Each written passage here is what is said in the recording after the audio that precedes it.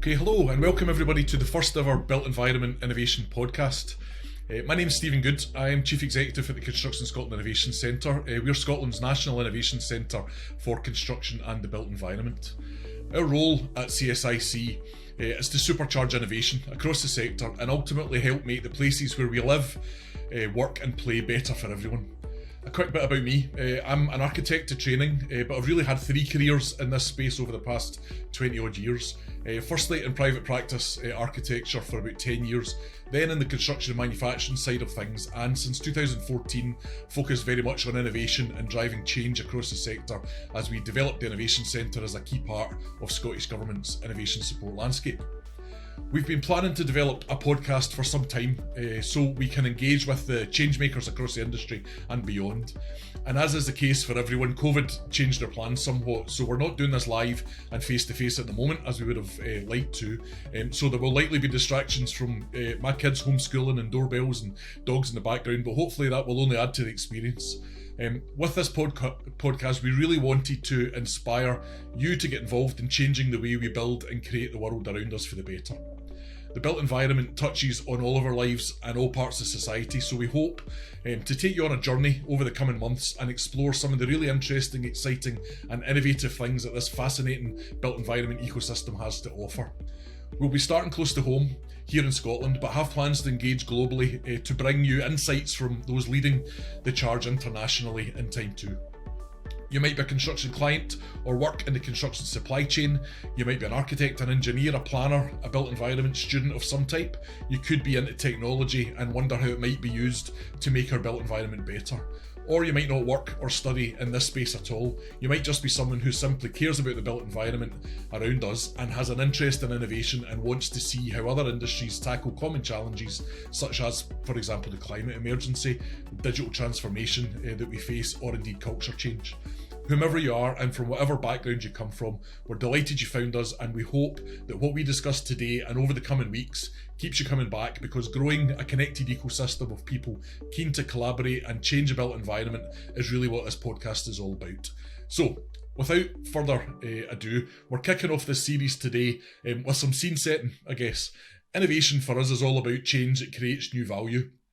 Yes, it's about looking forward, but it's also about learning from the past as well. So in a converse way, we're going to kick off this podcast by looking backwards as well as forwards. And to do this, I'm delighted to have with me today John Forster. John has a long track record rooted deep in the built environment of more than 30 years. He's built 3 successful businesses that form the Forster Group, of which he is a chairman. John also was one of the founding members of the CSIC Governance Board when we launched back in 2014. And since 2018, he's been CSIC's board chair. He also sits on the board of the Solar Trade Association, which he helped to launch in Scotland, influencing energy and climate change policy. With a long-term interest and involvement in education and skills development, John also opened the construction industry's first roofing skills academy in 2015. So welcome, John. We've known each other for a good number of years, all the way back to the early days when we were discussing what an innovation centre might look like.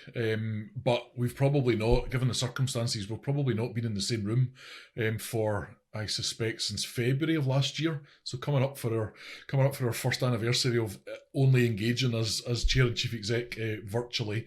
How have you found that experience over the last wee while?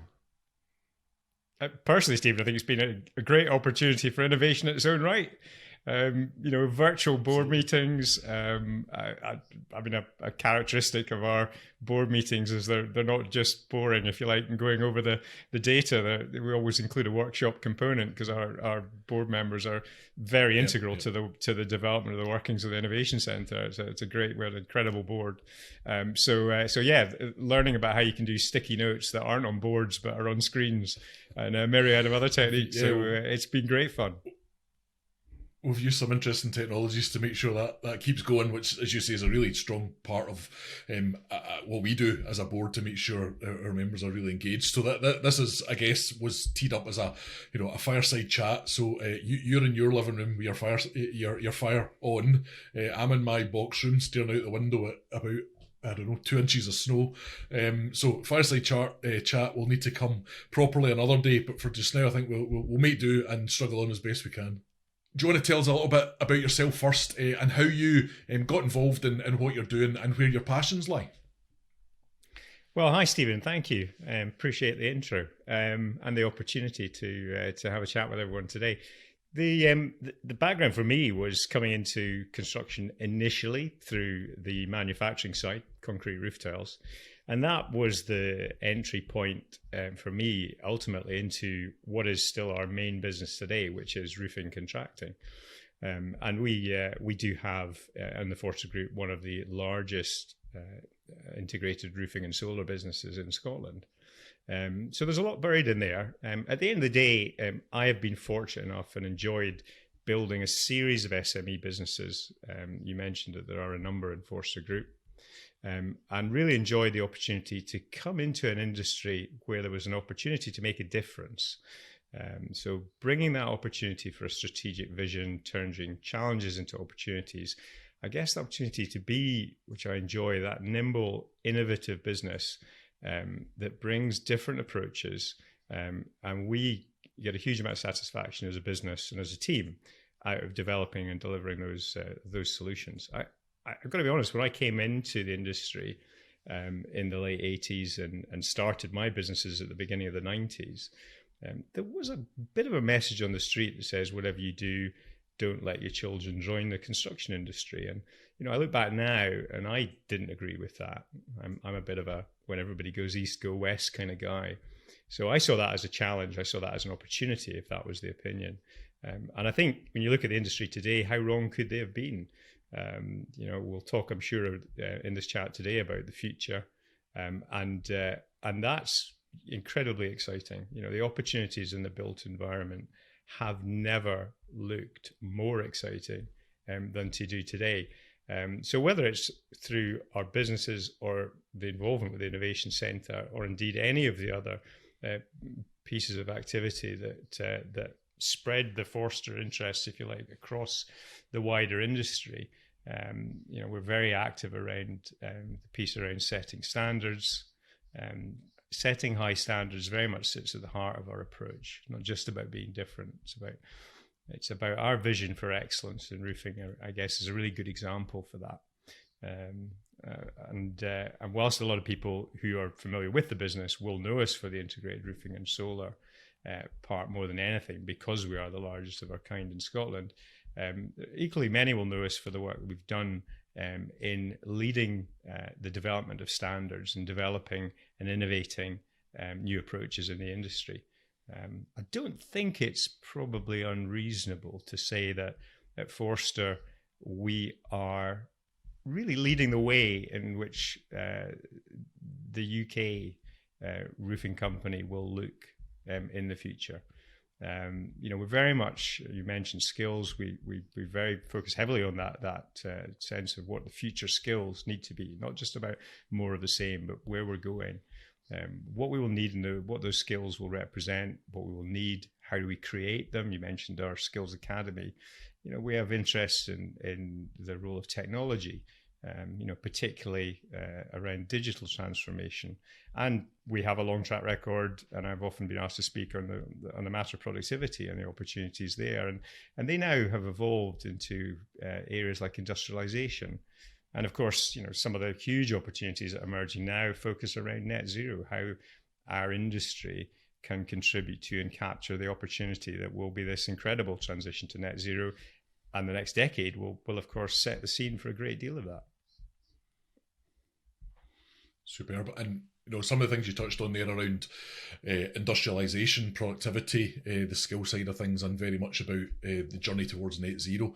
We will touch on, and I'm really keen because I know from working with you and your organisation across a number of different innovations that you've been leading, there are some really exciting things that the Forster Group are going to be engaged in over the coming years. I'm keen to pick that up because I'm sure the audience will be keen to hear a little around that, and some appreciate you'll be able to share some, or perhaps a little more in the secret sauce end of things at the moment. So we'll touch on that. But we first met about 7 or 8 years ago, maybe slightly longer ago, when the initial concept from the Scottish Funding Council around setting up an innovation programme in Scotland was first floated and conceived, and in a previous life, but you and your current life, we were both industry parties that were very interested in that idea around how could we really harness that innovation capacity, how could we work with the academic expertise that Scotland has in abundance to really drive that forward.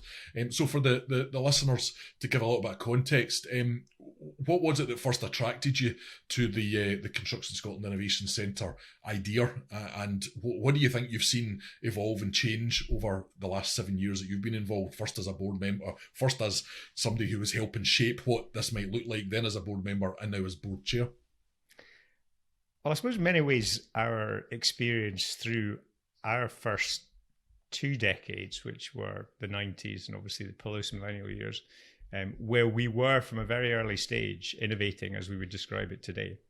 And we were taking on the challenges. There's about standards, about productivity. We were looking for opportunities to differentiate. So we had experienced, if you like, success and failure. And there's something about being an SME and trying to really press the envelope, if you like, the edges of that envelope in that regard, that it gives you definitely an appreciation of where the support is, where it's lacking, where the opportunities lies, and where, not just for your own business, but where more widely the industry could benefit from support. And we had been through a whole series by the time the Innovation Centre programme was starting to be talked about, and very much that was post 2010. We were in a space where we had experienced a really significant range of opportunities, some of which had been very successful, some of which hadn't been. But it gave us a real appreciation of the opportunity for an organization to exist that would support innovative companies like us in that wider piece that is the collaboration that I think the Innovation Centre expresses so well. Many people who are perhaps familiar with the Innovation Centre will appreciate the programme as a whole, because of course there is more than just CSIC within the programme. Is very much about bringing collaboration between our academic excellence in Scotland through our universities and our colleges and wider industry. And now that works for me. I got that, when we were first talking about the programme. And I could understand just what that would bring, because we do have a remarkable set of academic organisations in Scotland with an amazing track record in R&D. But we also have an industry which, in my experience, both directly in our own and more widely, and especially now with the involvement in the Innovation Centre, more widely in understanding that there were many more companies than just Forster out there looking to innovate with some great ideas that just needed to be nurtured, the links needed to be created, the collaborations needed to be created, and effectively the opportunity to supercharge those ideas and make a huge impact for Scotland, not just economically, not just for those individual businesses, not just for the industry, but often for, socially. And that's more evident today than it's ever been. So I suppose I was blessed with an understanding of that opportunity to have been, if you like, a natural innovator, somebody who'd stretched opportunities from a very early stages in joining the industry, saw the industry as a whole and its role, if you like, in our built environment. I mean, none of us do anything in our day-to-day lives without, even if we don't realize it, coming into contact with the built environment.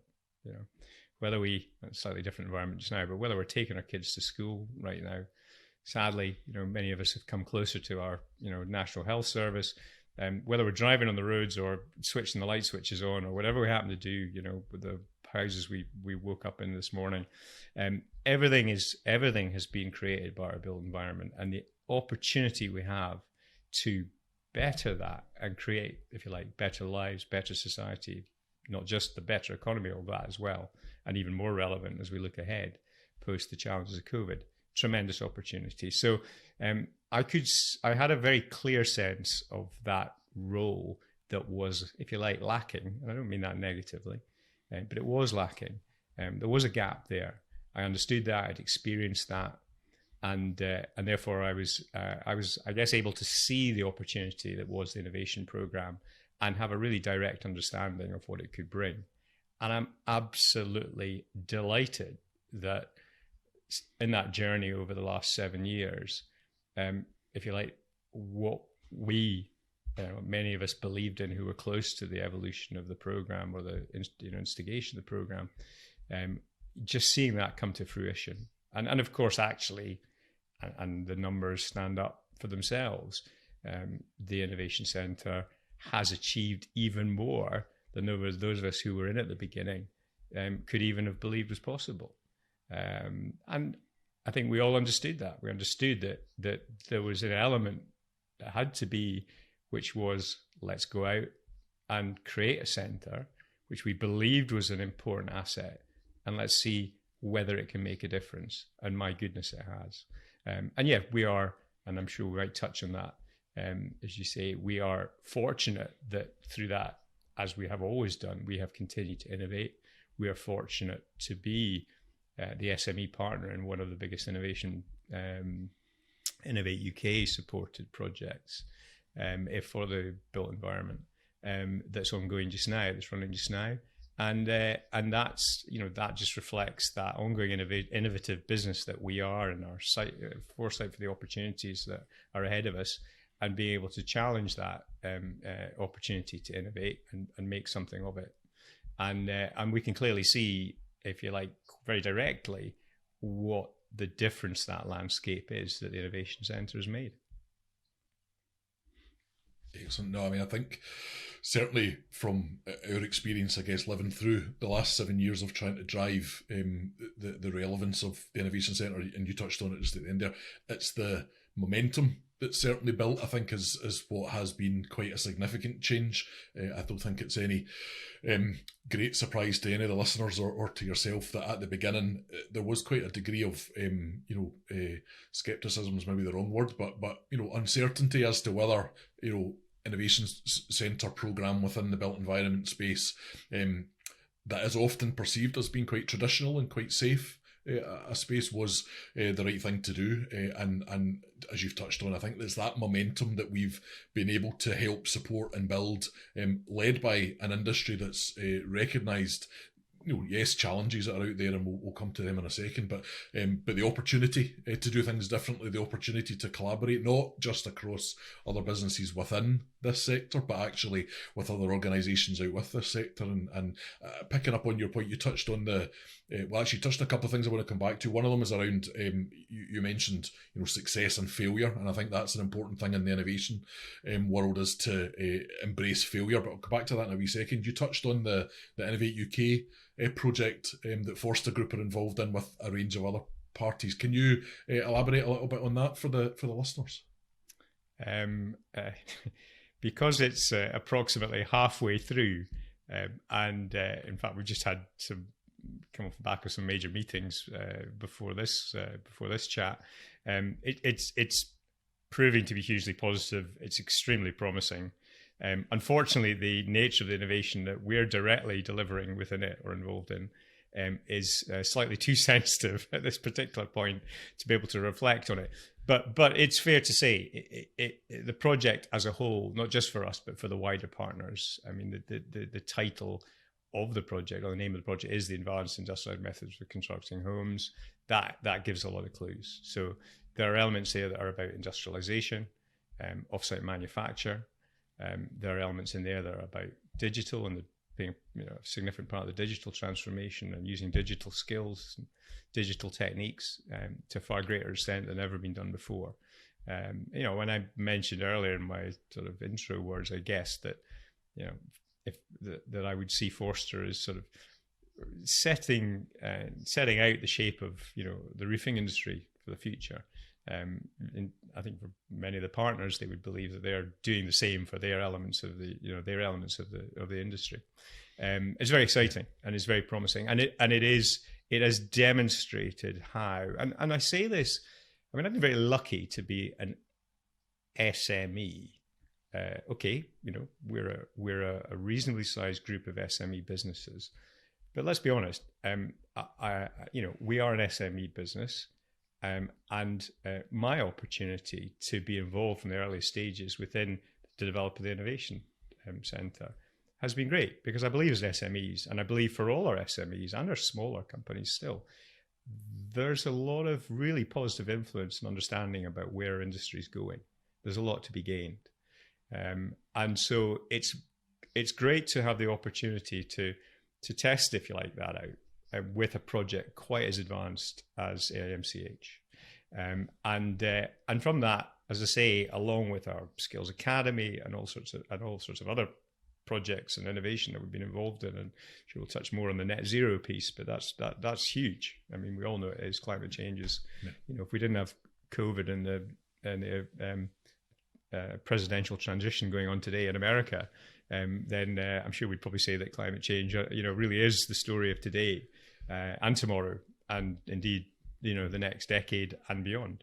And the built environment is going to play, our industry is going to play an enormous part in that, and so it should. And it'd be good to talk about that a little bit more, I'm sure, if we have time. But certainly the work with Innovate UK has demonstrated, and all credit to Innovate UK for wanting to see an SME involved in what is their biggest project currently running in this particular area, and therefore that's, if you like, given the opportunity for an SME, albeit an innovative one, to work collaboratively with some really significant other commercial industrial partners, some really significant R&D resources, because we have the Manufacturing Technology Centre based in Coventry on board as the main R&D partner. We are set to achieve things with that project that even we couldn't have believed were possible if you were to turn the clock back a decade ago. So yeah, it really is. It's a transformation. Exciting. And very, very, very exciting, not just for us as a business, but how I can see the future for that, for our industry in Scotland as a whole. And it's what makes the CSIC and the Innovation Centre programme so important.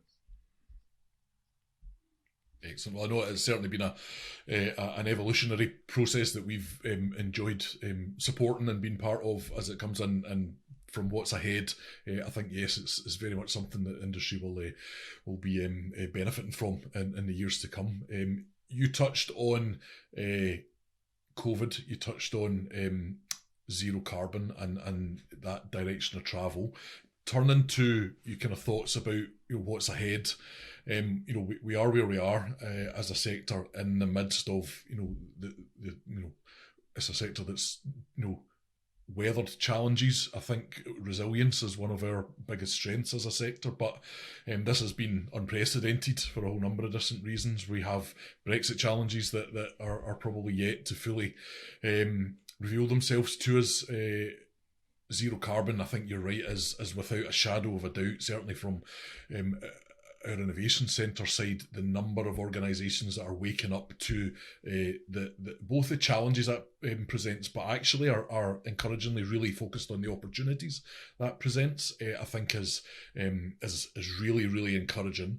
But a lot of work to do, and as you said, a lot of innovation required over the coming years and decades to tackle that. What's your thoughts around where we are just now as a sector, where we're going in the short and medium term along that journey towards kind of zero carbon, and how do you think COVID and Brexit and other kind of influencers around the edges of that will shape things? Well, I think, really, I'm in no doubt that our decision makers would be better served to understand the incredible change it's set to impact our built environment in the next decade and beyond.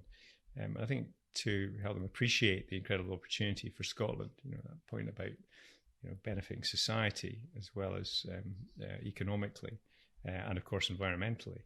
And that's clearly going to come from investing in our industry without any doubt whatsoever. The COVID situation has been just the most appalling tragedy, but it has also shown us the power of collaboration and innovation. What we can do when we set our minds to it. I look at the work, for example, that has been done, and obviously particularly over the last 9-10 months, which was about finding ways to move forward. Clearly, there's a dominant element there that's about how our health service, how our medical scientists, virologists have been able to respond and find solutions in that regard. But to look at the way that the industry was able to get back up and working again last summer after the lockdown, that collaboration that was industry, that was government, there was other stakeholders, to find a way forward to be able to get back and work safely, was in itself a great story about just how we can actually work together when we collaborate and what we can do. I think it's important though to recognise that collaboration and innovation are not uniquely aligned with adversity. All too often, I think we probably can end up associating change as a response to failure rather than, if you like, the opportunity it represents. I think the future generations will look back on our response to climate change and appreciate that one of the greatest challenges of our generation also represented the most incredible opportunity. How our actions are viewed will undoubtedly pivot on our vision, I think, to collaborate and innovate. Just the same as, COVID will be remembered for many things, some of them sadly tragic, and indeed many of the challenges will be recalled for a long time to come. But hopefully also for just a demonstration, if you like, of how the different forces for good have come together to deal with that incredible challenge and in an incredibly short period of time. The net zero transition, I think one of the key messages around that for me, and I would extend to anyone listening, is to appreciate that it cannot be siloed. What do I mean by that? Absolutely. I remember talking to a senior director of one of our electricity network operators back in about 2017. And as he put it, John, if we had the opportunity to start all over again, our transition to renewable electricity wouldn't look the same as it had been, is how he put it. I won't go into the detail of that. People are familiar about, to some extent and different extent, about how government has made decisions around policy. A lot of that's been about support for that transition financially, but it's not been joined up. And I think the move to the net zero future, it's not simply about renewable electricity being provided by an energy sector or a renewable heat transition being only about changes in construction, house building, or the built environment. Just as the enormous changes that are set to take place in the way we get about the country can't only be about changes to the forms of transport we use. The solutions overlap. Success will be the integration, the collaboration, and the innovation. The things that CSIC are wholly familiar with over the last 7 years, and for those of us who've been lucky enough to be involved, if you like, at the kind of leading edge of that, it's accessible to all. The Innovation Centre has helped it be so. But we do also require that leadership and vision to support, where we're going. I do sometimes, I think you've possibly heard me say this, Stephen, that I look at what is going to happen, not just in the next decade, but beyond, but particularly the next decade. It's a little bit like the Apollo space program that Kennedy launched in America back in the 60s. That was extraordinary. The prospect within less than a decade of putting man on the moon at the time was just incredible. For anyone not familiar with the story, I would definitely recommend do a bit of reading and you'll understand then what I'm referring to. But in setting a vision and an objective like that, and I see that challenge as net zero as being not dissimilar. What was born out of that, and this is back in the 60s after all. The what we now are familiar with is software, the evolution of what computers were. Essentially the journey that reduced computers from something that filled a room to something that we're all probably staring into now in one shape or form as a laptop or similar. Or dare I say it, what's on our phone today? It's often said that, the technology on your phone is greater now than what they had in the Apollo module when it landed on the moon. But what they achieved from that was extraordinary, not just to put the man on the moon, if you like, but to actually transform, and the big focus was the US. But also remember that it said that the average age of the team, and there were about 400,000 people worked on that program. So these big challenges involve a lot of people, a lot of technologies. But the average age of that team, they reckon, was roughly 26, 27 years old. So we often talk about the challenge for our young people coming into the industry and what is the opportunity. I said back at the beginning, I joined this industry in the late 80s, in a direct business form in the start of the 90s. When there was a significant message about not joining construction, it was the wrong industry to go in. I would say that's turned on its head completely.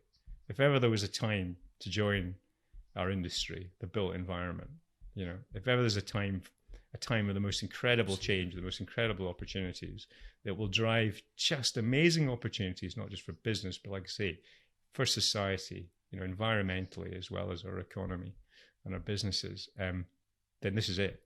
And that's a wonderful place to be. Yeah, absolutely. And I think people, generally, whether they're younger or slightly more mature, I think are very much resonating with that idea of having, a career or contributing to something that is delivering a positive mission. It's actually contributing positively to our collective lot. And I think that is where you're absolutely right. I think the drive towards net zero within the built environment is something that has a relevance for everybody, because we all use it. We all use it in different shapes or forms. And to be able to work within that sector across all the variety of amazing diverse roles and organisations and scales and sizes and places geographically, there's no part of Scotland, or indeed pretty much anywhere globally, that isn't impacted by the built environment. So what a great opportunity as we drive the built environment towards net zero to have a really positive impact on shaping what that looks like moving forward. I think that's a challenge, I think, that a lot of people are really up for these days, is working in a sector that has a huge amount to contribute to what the future prosperity for all of us on this planet might look like.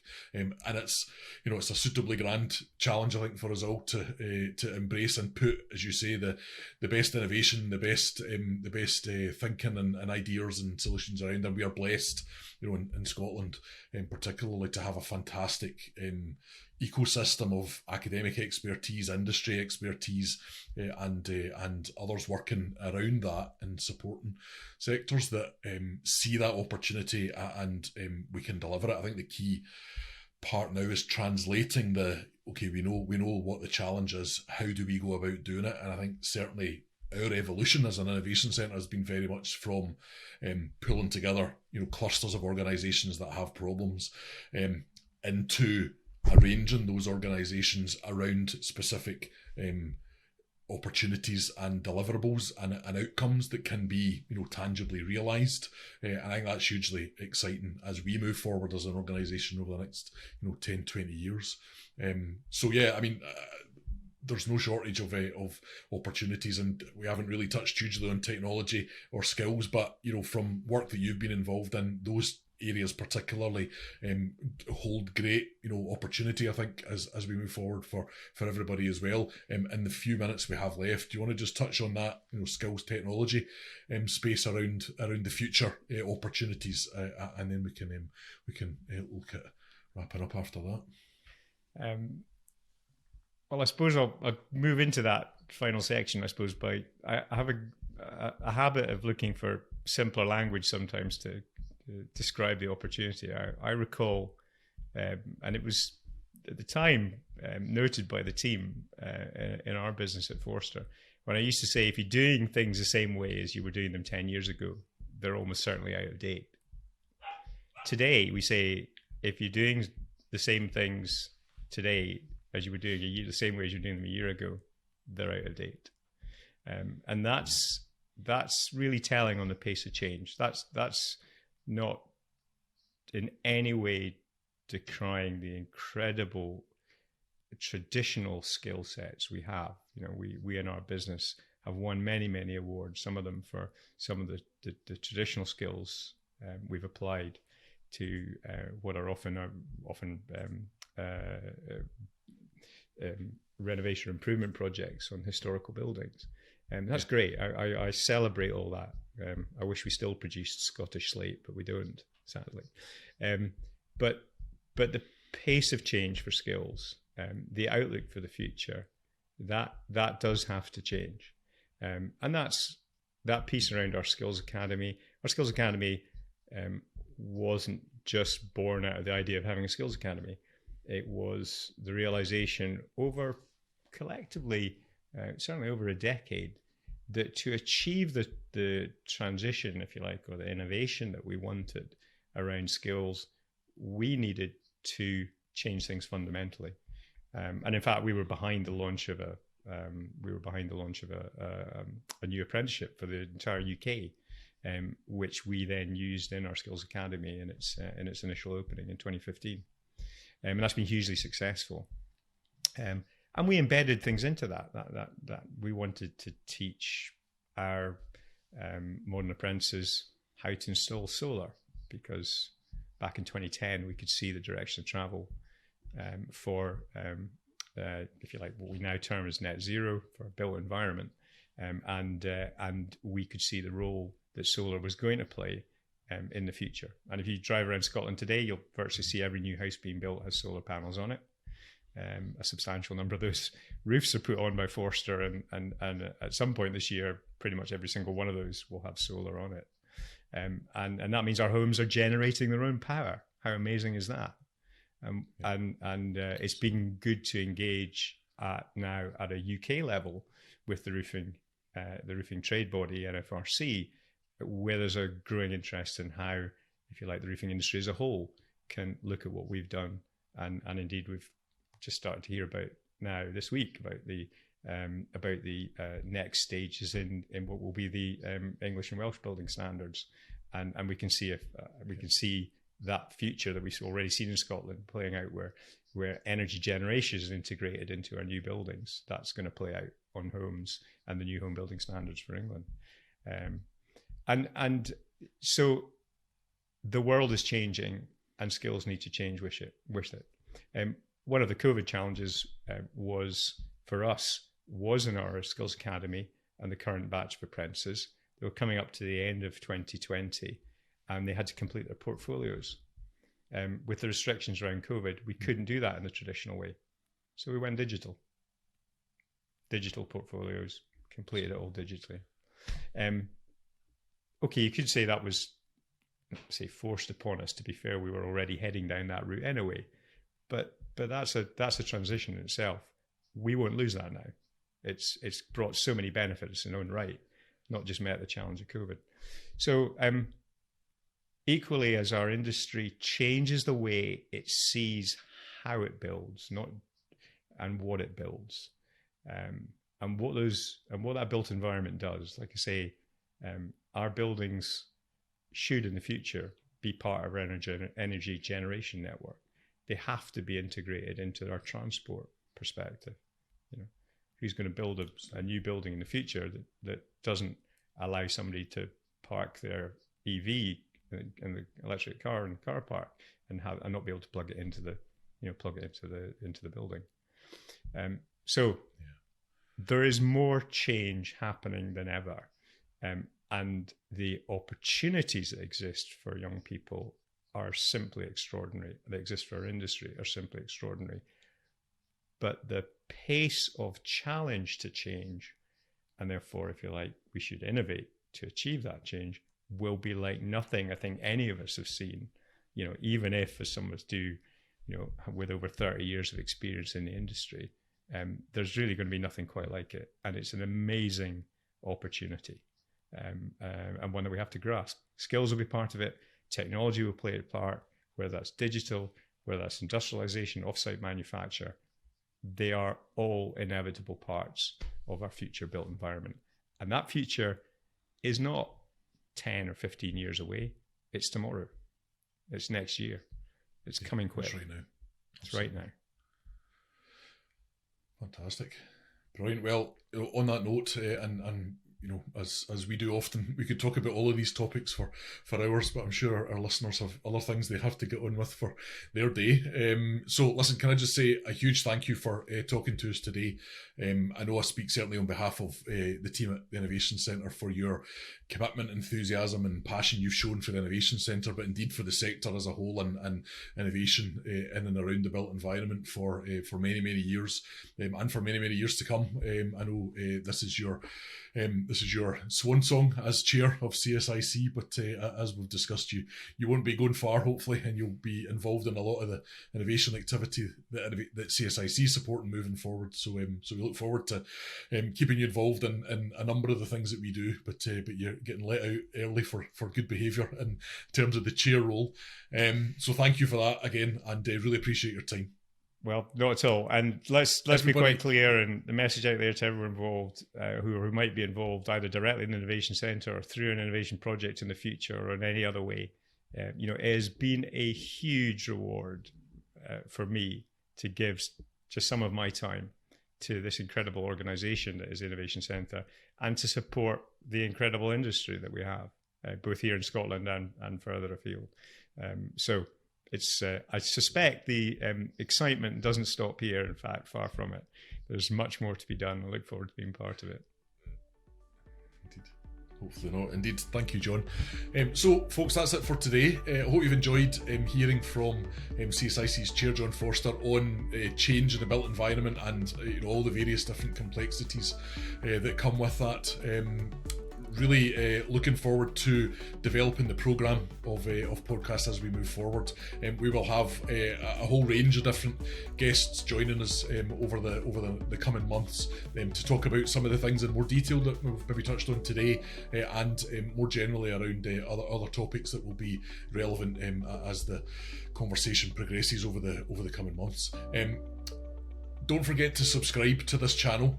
As I say, you'll be able to hear a lot more as we build up the programme. Do visit our website at www.cs-ic.org for more information about all the things that you've heard today, and to get involved in the conversation on our social media channels. All the links will be available on the website and through the other social media channels. So please do get involved. We really would appreciate your feedback.